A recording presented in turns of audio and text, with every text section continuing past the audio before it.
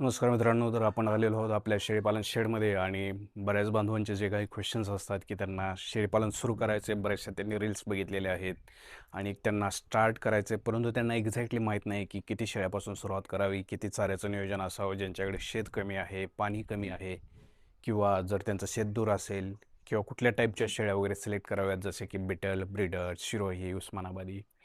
तर त्याच संदर्भात आपण हा व्हिडिओ टाकलेला आहे आणि टाकणार आहोत. आणि जर या व्हिडिओमध्ये तुम्हाला सफिशियंट डिटेल्स नाही भेटले तर ऑलरेडी आपण आपल्या इंस्टाग्राम, फेसबुक इव्हन यूट्यूब पेजला सर्व डिटेल्स माहिती दिलेली आहे. शेड स्ट्रक्चर्स किंवा शेळ्यांपासून तर प्रॉफिट होणारे व्हिडिओ आपण टाकतच असतो, पण त्याच संदर्भात शेळ्यांपासून होणारे लॉसेस जे इतर कोणी सांगत नाही त्याच्या संदर्भातलेही व्हिडिओज आपण टाकत असतो. तर हे आहे आपलं शेळीपालनचं शेड. आणि आता प्रत्येकाचा हाच क्वेश्चन राहील की हे जे शेड उभा करण्यासाठी साईज वगैरे काय होती किंवा किती कॉस्ट आला आहे. तर चला आपल्या लगेचच तुमच्या क्वेश्चनचा आन्सर देतो. तर ह्याचं जर साईज असेल तर ह्या शेडची जी लांबी आहे ती जवळपास 120 फूट आहे आणि रुंदी आहे ती जवळपास 90 फूट आहे. जर तुम्हाला याची कॉस्ट बघायची असेल तर मी ही कॉस्ट तुम्हाला एका एंडला सांगेल, परंतु त्या अगोदर शेड बांधणीचं वगैरे माहिती असणार आहे तर ऑलरेडी मी व्हिडिओज बांधलो आहे. परंतु तुम्हाला या शेडचा एक दुसरा फायदा सांगतो की हे जे काही पाईप्स तुम्हाला दिसत आहेत ह्या शेडमधले, तर इथे आम्ही कॉस्ट कमी करण्यासाठी हे पाईप आम्ही नवीन आणलेले नाहीत, तर हे पाईप आम्ही बोरवेलच्या पाईप आहेत जे तुम्हाला इझिली मार्केटमध्ये सेकंडमध्ये मिळू शकतील. तर ह्या पाईपमुळे आमचा बराचसा खर्च वाचलेला आहे. नवीन पाईप जर घ्यायला गेला तर हे खूप कॉस्टली पडेल. तर आम्ही सेकंड हँड पाईप घेतलेले आहेत आणि हे पाईप गंजू नये म्हणून आम्ही याच्यासाठी एक हे दिलं, कलर दिलेला होता रस्टिंग होऊ नये म्हणून, ब्लॅक कलरचा. आता हे परत एकदा कलर देण्यासाठी आलेले आहेत. ह्याच्यामुळे आमचा कॉस्ट कमी झाला आहे. दुसरं जर बघितलं तर हे पत्रे वगैरे जे आहेत ते तेवढे आम्ही चांगल्या क्वालिटीचे ठेवलेले आहेत. आणि जो काय आता तुम्हाला गव्हाणामधला जो गॅप दिसेल, हे जे दोन कप्पे आहेत त्याच्यामधला गॅप, तर तो आहे जवळपास 5 फूट आणि त्याच्यामधून गाडा वगैरे आरामशीर गेला पाहिजे.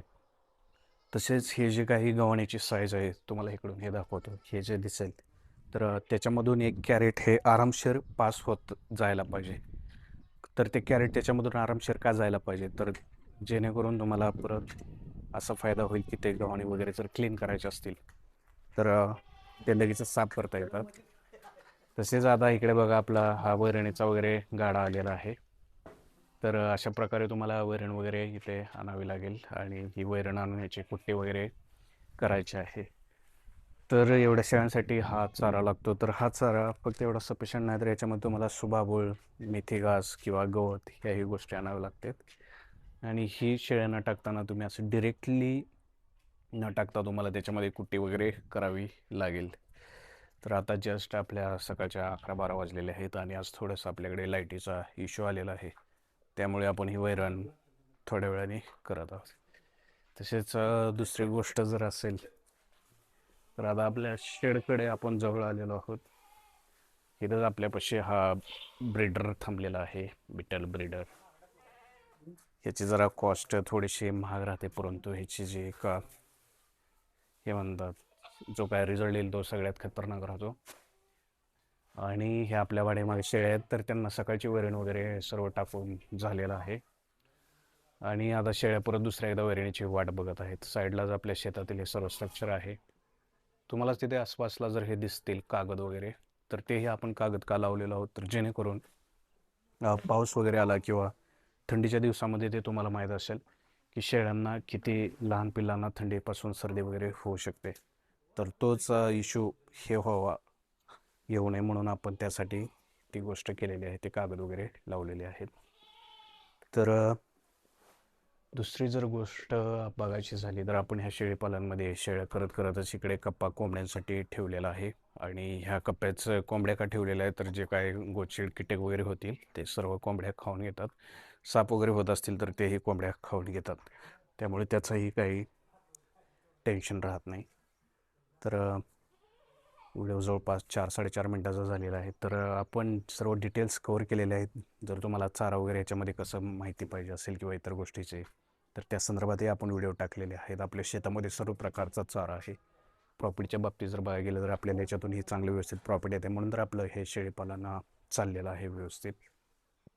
आणि दुसरी गोष्ट जर बघायची म्हटली खर्चाची वगैरे, जर हे काय शेड वगैरे आहे त्याचा खर्च, तर मी प्रॉमिस केल्याप्रमाणे सांगतो की आम्हाला या शेडला बांधण्यासाठी 7-8 लाख रुपये खर्च आला. आणि तो खर्च आम्ही ही जागा व्यवस्थित करण्यापासून शेत जरी आमचं स्वतःच असेल तरी त्याला मुरुम टाकणं, त्याचं परत कडानी सॅडनेट वगैरे लावणं, पत्रे, मजुरी, त्यानंतर सिमेंट काय असेल, वाळू असेल, तर या सर्व गोष्टींचा आम्हाला पकडून एक 8-9 लाख रुपयाला खर्च गेलेला आहे. त्याच्यानंतर शेळ्यांची जी काय आम्ही सुरुवात केली, ती ही शेळ्यांची सुरुवात आम्ही एकदम अशा 10-50 शेळ्या आणलेल्या नाहीत, तर आम्ही एक 2-3 शेळ्यापासून गेलं. त्याला अगोदर छोटंसं शेड मारलेलं.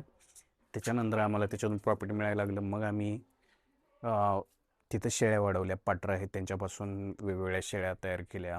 त्याच्यानंतर आम्ही वेगवेगळ्या टाईपचे बोकडेही तिथं यूज केले होते, की बिटल असतील, उस्मानाबादी असतील, सिरोही असतील. पण आम्हाला सध्या बिटलच्या याच्यातून प्रॉफिट येत आहे.